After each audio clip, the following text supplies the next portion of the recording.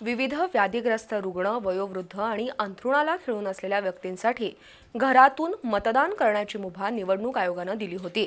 मात्र आजच्या जिल्हा परिषद आणि पंचायत समिती निवडणूक मतदान प्रक्रियेमध्ये ही सुविधा देण्यात आली नाही। त्यामुळे अनेक वयोवृद्ध आणि दिव्यांगांना मतदानापासून वंचित राहावं लागलं। त्यामुळे वयोवृद्ध आणि दिव्यांग व्यक्तींमधून तीव्र नाराजी व्यक्त झाली।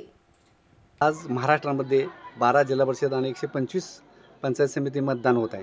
यापूर्वी होम वोट याची पद्धत चालू होती, परंतु ह्या इलेक्शनमध्ये ती बंद केलेली आहे। त्यामुळे वयोवृद्ध असतील, आजारी असतील, दिव्यांग असतील अशा लोकांना यापासून वंचित राहावं लागलेलं आहे।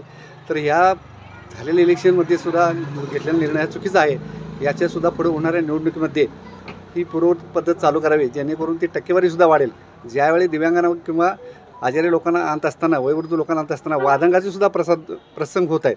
तर या निवडणुका निर्णय अधिकाऱ्यांनी याचा पुनर्विचार करून वोट फॉर्मची पद्धत पूर्व चालू करावी अशी मी माझ्या मनाने विनंती करतो। निवडणूक आयोगाने गेल्या 2024 नोव्हेंबरच्या निवडणुकीमध्ये खास अपंगांच्यासाठी होम वोटिंगची व्यवस्था केली होती, पण आज पुन्हा एकदा विस्कळीतपणा दिसला, कारण ते होम वोटिंग झालं नाही आणि आमच्या अपंगांना नाहक त्रासाला बळी पडावं लागलं। कारण की ते काही आमचे अपंग असे आहेत की 75% अधिक आहेत आणि त्यांना तिथंपर्यंत जाता येत नाही।